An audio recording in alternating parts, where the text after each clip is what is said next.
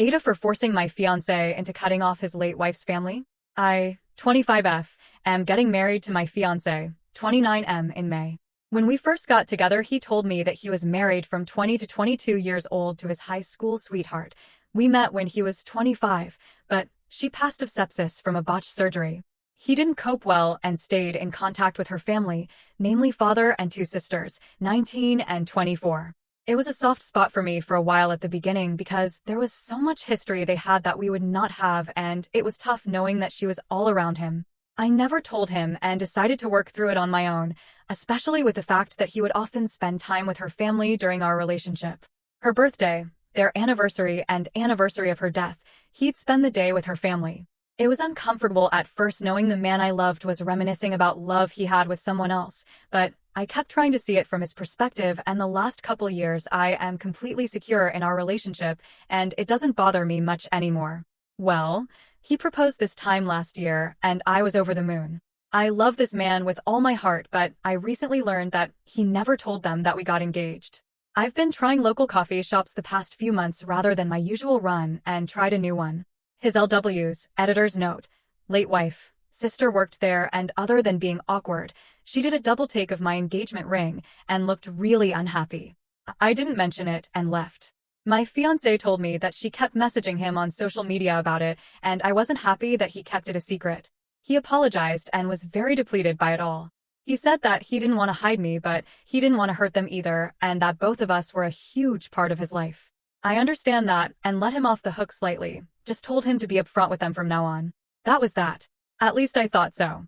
A week ago, on Sunday, I got a message from the 24 years old asking if I was happy with myself, that I would never replace his LW, and that if she was still alive, he'd choose her over me every time. She even said that he only kept me around for me money and something to stick his D***ck in. I ignored it, but I can't say that it didn't affect me. When you're in my position, all these points are ones you have to work through, and it's not easy to get over those insecurities. It feels like a knock in the teeth when they're used against you. I mentioned it to him, and he comforted me and reassured me. He said he'd set boundaries with her, and I'd never have to hear from her again. Fine by me. That was until I found my car with WH**re and grave robber smeared in red paint. I had saved for this car for a year, and it was expensive, very expensive. The tires were slashed and the windows cracked. I asked the store a few doors down for their CCTV camera footage of that night, but it was blurry and didn't catch much. It did manage to catch half a license plate though, and the color and make of a car. It was his LW's youngest sister's car. I told him I was filing a police report, and he asked me to hold off until he talked to them first. I told him no, but I would if they paid for the damages and apologized to my face. He set up the meeting for last night, and it didn't go well to say the least. Everyone was shouting. The sisters told me they, yes, both of them, had nothing to be sorry for and that I should leave their family alone, including my fiancé and their family. He told them that it wasn't fair to him to be lonely forever and that he'd hoped they'd be supportive of him finding love again. They told him he was betraying LW and that he never loved her if he'd marry someone else. They didn't have a problem with him having a new GF because he'd realized she was the only one for him and get tired of me. Now that hadn't happened, they were putting their foot down. The youngest told him to tell me that they were right and that he'd never love anyone like LW. My fiancé broke down at the table. I picked him up and made us leave. I told them I'd be filing a report and suing for damages, and the next time they saw us would be in court. When we got back and calmed down, I gave him an ultimatum. Either he cuts contact or we call off the wedding and go out separate ways. I wasn't going to live my life with this harassment and someday subject my children to their bullying. He said they would never bully a child, but I shot him down and said he didn't expect any of this either. He called their father, who was fairly chill about it all but still defending his daughters. They say I shouldn't control him and that I'm horrible for cutting them off. I don't know what to do. I can't live like this, and I don't think I should have to just because we're getting married. Update 1. Hey everyone, just a mini update to clear some things up before I have a discussion with my fiancé either later today or tomorrow about my ultimatum. I didn't sleep at all yesterday or the night before, for obvious reasons. There's a ding on my phone at least once an hour from them saying one thing or another, mainly the 19 years old, and I don't know what they've told people, but I've got a message from one of their uncles and grandparents calling me horrible stuff too. So obviously they've been spreading what's happened this week and twisting it. I haven't blocked them because I want to gain as much evidence as I can for the inevitable case.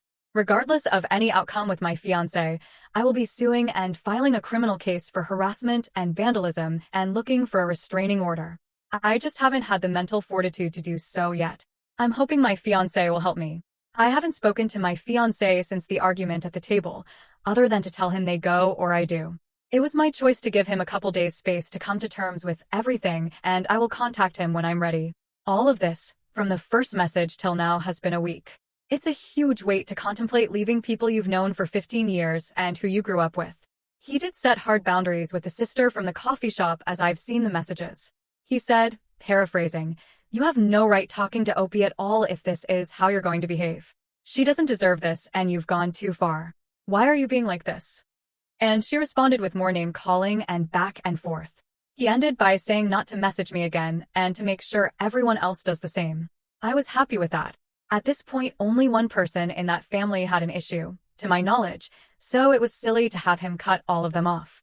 It may not be enough for some, but it was enough for me to feel safe and comfortable. For those saying he needs therapy and counseling, he's already getting it. He's been getting it since before we even started dating after an incident at work. I don't know about any of their family though. The first time I had a conversation with any of them was that night. Some people are wondering what LW died of, and it was a botched weight loss surgery, where she died of sepsis. People were wondering if he was somehow the reason behind the surgery, hence the family's insane reaction, but he was not in the slightest. He likes bigger women and wouldn't pressure something like that onto her, speaking from experience. I also want to clear up the not calling the police about the car thing. It was entirely my idea to not file charges in exchange for a face-to-face apology and damage payment. He only wanted me to wait so that he could talk to her to see if she regretted it and then have her father pay the damages. At the time, we thought it was just the 19 years old that smashed up my car, not both daughters. Neither of us wanted to ruin her life.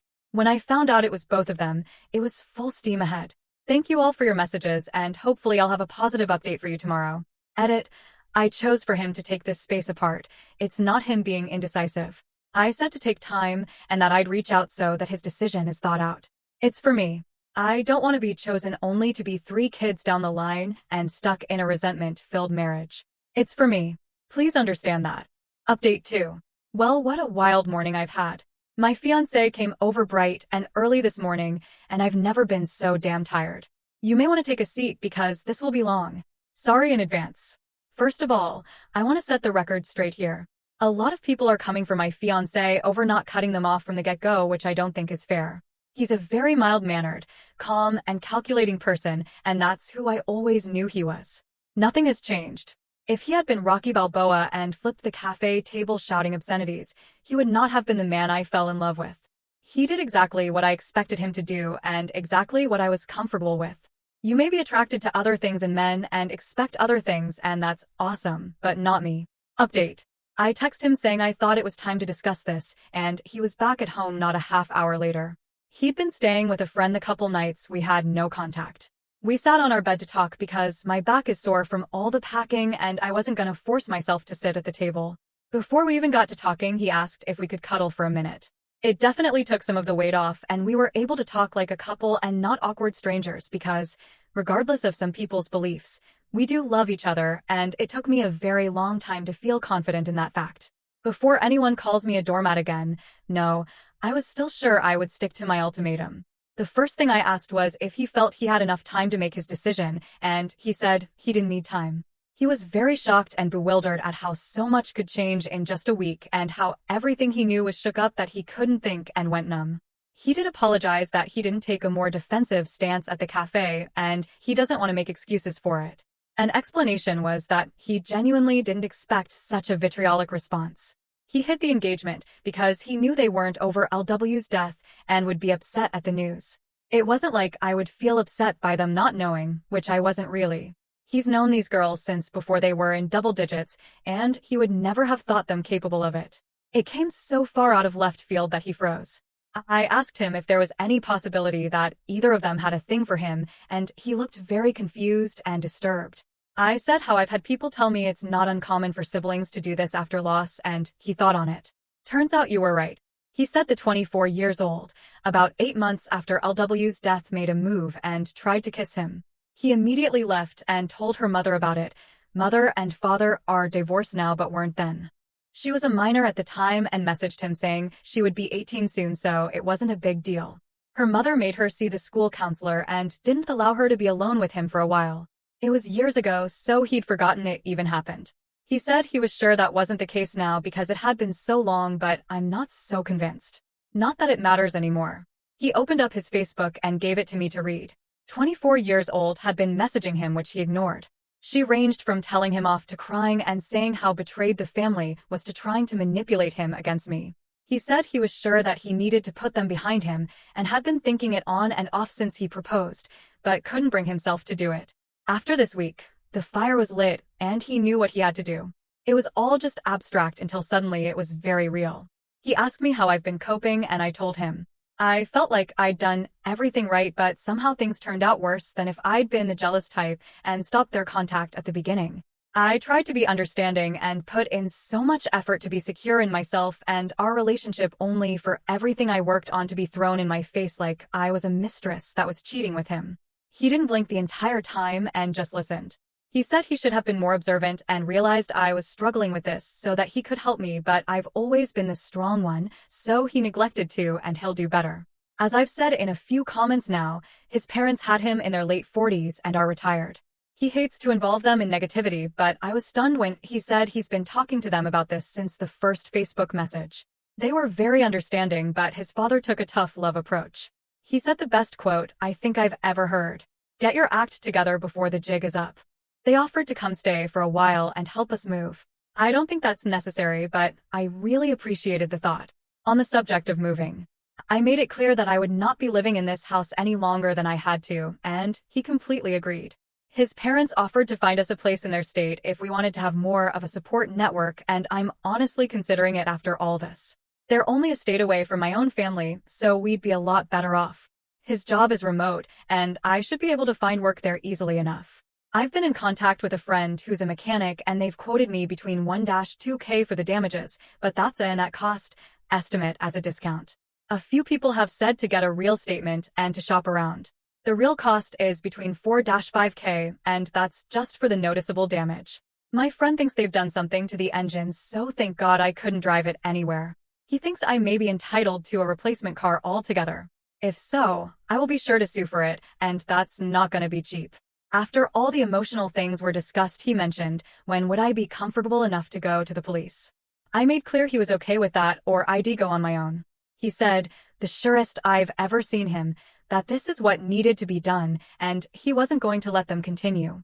He'd done enough to try and shield them, but he wasn't going to let it come at my expense. I'm currently in the bath frothing in bath bombs, but we'll be going to the station as soon as I'm done. He's downstairs right now printing out the new quotes from the mechanics and the messages 24 years old sent him over the past couple days, so we can go prepared. People have said that nothing will come of it, and you may be right. But I have to try. Hoping my local police don't have anything better to do. It's a small town. To finish, I made a point of asking again if he would cut them off or I had to go. He didn't miss a beat and said that they're no longer going to be a part of his life, even if I decided to leave. He did ask for one last meeting to say goodbye to her parents and to put a close on that part of his life, and to explain to the girls that this is not my fault but his decision after seeing how cruel they were capable of being. After that, we would block them on everything and move forward. I was completely fine with that. So, there we have it. Writing all this out and being able to talk to people about everything has been both helpful and a good distraction from the dumpster fire that was my life, and everything worked out as well as I could have hoped. We'll see how his meeting goes with them. I'm sure they won't be very happy about it, but that's not my problem. Thank you all, and I'll update after they've met up. Update 3. Hey all. So, seems I've been naughty because I got temporarily banned on here for 3 days. In chat someone was calling me every derogatory and sexist term imaginable, but I was put in timeout for defending myself. I appealed, but the appeal took the ban time anyway. Oh well. Sorry this update is taking so long for reasons stated above. So we drove down to the police station with our block of paperwork and had a couple hours talk. They were so sweet about everything. As some of you expected, they did say I should have come earlier, but they didn't really care because it was only a few days. They said that it often takes people about this amount of time to actually file charges if they weren't in immediate threat or danger, so unless someone was about to throw punches. I handed them everything, and it looks like I've got plenty of evidence. They'll be contacting my insurance on my behalf to get the ball rolling, and so they can come to do a check of my car themselves. And then they can open a claim with me if I want. They're not filing a claim, they're just notifying about the criminal damages. I've filed criminal charges for harassment and vandalism, and they'll notify me with more details about my restraining order this week. My fiancé told the police that he was planning on meeting with LW's family and asked if that would contradict my case, and they said no. We're not married at the time of filing, so legally, we're two separate entities in the case. Or something. So, my car is totaled. My mechanic friend, I'm gonna call him Tom because I can't keep saying my mechanic friend. So Tom and his partner at the shop did a full check on my car, and this is the damage they found. Shattered windshield. 4 slashed tires. 2 broken windows. Paint obvious, I think. Unknown substance in the engine oil. Battered bodywork. They said with this amount of damage, I should just go for a new car, so that's what I'll be doing. If anyone is curious, it was a Volvo. I'd always wanted one and managed to buy one new 2 years ago. Either they get me a new car if they'd be set back about $60K. Either way, I'll be alright. The amount classifies the vandalism as a felony, so they could be looking at jail time too. My fiancé met with the family on Saturday, and Tom sat by the window. I currently live in a one-party state, so as long as my fiancé consents, the recording can be used in my case. While it may not be as drama-filled as some of you may want, it was still pretty stressful to see. They met at the same cafe that we did before, and Tom sat a few tables away. Fiancé arrived after their father and before them. For the best, because they managed to have a calm conversation for once. Fiancé told him how he was feeling, and FIL was very understanding but still trying to minimize. He was saying things like, you know they miss LW, and they'll come around and just need time to come to terms with you moving on. He kept trying to initiate paying for the damages, but fiancé wouldn't talk about it until the sisters arrived. It was like butter wouldn't melt with the 24 years old, but 19 came in like the Tasmanian devil. My fiancé didn't acknowledge anyone until it had all settled down, where then he said this would be his last meeting with all of them and they'd be going their separate ways. He turned to the girls and said that he would miss who he thought they were, but the way they could treat people horrified him, especially me. He said that this was all him and they needed to accept that I was not to blame. He even said that it was me who offered the apology in exchange for not filing charges. The 19-year-old then interrupted asking what charges and that no one was going to charge them for barely touching a car. She was a deer in headlights when he asked what they'd done to the engine oil, and the two looked at each other. Seems they didn't expect me to find that out. Cue up the groveling. 24 years old actually tried to touch his hand and told him he had to stop me pressing charges because this would ruin her and interfere with 19-years college. He said it was too late and the cops should be issuing a warrant soon. It can take a few days. I thought it was an instant thing, but apparently not. This is when their dad got involved again and said for everyone to calm down and fix this like adults. Now he wants his girls to be adults. I see. He asked if fiancé would convince me to drop the charges in exchange for that apology and he'd pay the damages. When my fiancé said it was $60K, the eyes he gave to those women would shave the hair off a cat. The video wasn't the best, but I swear I could see the color drain from their faces. I may sound awful, but I enjoyed it. Call me what you will. They kept going on about apologizing and that they'd pay, but he just said it was too late and he was done. He tried to be civil, but they were the ones that wouldn't let it go. 24 years old actually asked him to set up a meeting with me so they could get to know me and put it all behind us. He didn't reply, and after the silence they piped up again like, so she won't even meet us? So she's behind all this because she doesn't want us around. We'll see about that. Not using exact quotes, because I don't know if I'm allowed, so not risking it. Things like that. They went on, and frankly it was funny more than hurtful. But they did incriminate themselves more and more for my harassment case, and the nail in the coffin was when 19 years old said, if we can do that to a car, imagine what else we could do. That, my friends, is both a confession and a threat of bodily harm. My fiancé said one loud stop before wishing FIL well and telling the girls to not come near me. He then got up and left. That's where the recording ends, because we wouldn't be able to use anything afterwards anyway. As for moving, we're pretty much all packed up and have a truck coming on Friday. We'll be staying with his parents until we find a place. We're looking at buying this time, but might get an RV in the meantime, so we're not all stepping on each other. I doubt his parents would mind at all, but this is the last update for a while, I think. I have a wedding to finish, a venue to change, new invites, etc., and less than 2 months to do it. Send help. But thank you all for being ears and helping me get through this. If only to distract me from ruminating and digging a huge mental hole. Update 4. So, it's been a while, guys. Calling the past few months a roller coaster wouldn't quite do it justice. A lot has happened and I hope I don't leave anything out. Here goes. So, first off, we've moved away. We're only a couple towns over from my husband's parents, legally, but we kinda just live in their backyard, and my own are the next state over. Hallelujah. It's been really great living in our new RV and we've been able to take small trips now, and then too, which has been great for a breather. Took a chunk out of our house savings, but we're not too worried about it.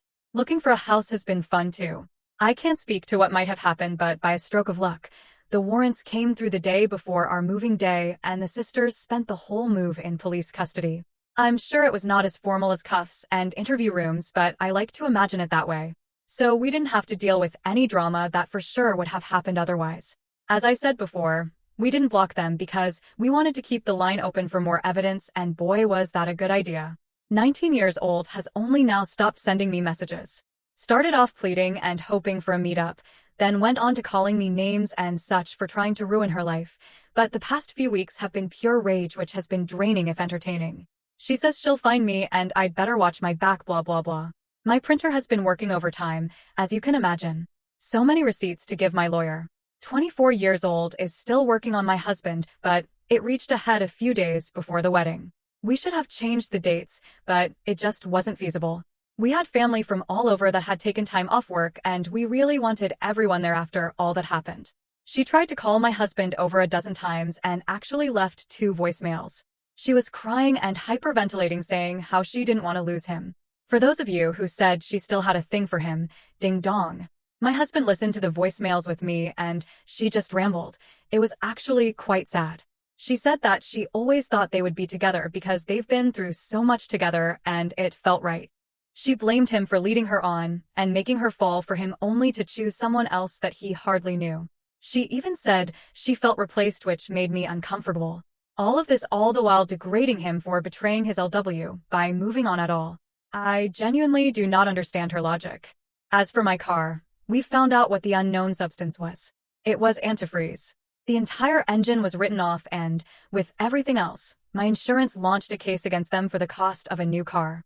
I was expecting $60K or so, but Tom, my mechanic friend, said to ask for more based on current market value and such. They came back with a new offer of $75K. It took over a month for the money to hit my account, but I got it. As for the case, I'm no longer going after them for the repayment, my insurance is, so that's one less thing I have to worry about. As far as I know, their father is paying for their legal fees, but I doubt he'll pay back the insurance company for them. There is still a case against them for harassment and threatening behavior, and I'm suing for the money it took to move away and emotional distress. My lawyer says they'll be liable, and it's looking like they want to settle. I don't feel great about going for emotional distress, but after everything they have done, it sure was emotionally distressing. The courts are moving slowly, so I don't have anything new on the criminal case yet, other than that they're going to plead guilty. Shouldn't be long now, and it's looking like they're getting probation and mandatory anger management. Not a stint in jail, but oh well. At least they'll both have a record. My husband was down for a while since we left, but he hasn't wavered in supporting me. He's getting back to his old self now that he's settling in at work here, and he's enjoying being closer to his parents. It's been great for our relationship too, because we all get on so well. As of the 21st, I'm a married woman. It was very hectic and stressful to change basically our entire wedding in 2 months, but we did it, and our guests were so understanding. We had to settle for a few things like our cake and catering, but everything else worked out amazingly. Now, we couldn't imagine it any other way. It happened as it was supposed to. All in all, things are going well, and thanks everyone who got invested. It's been a tough journey. I'm just glad to have them out of my life.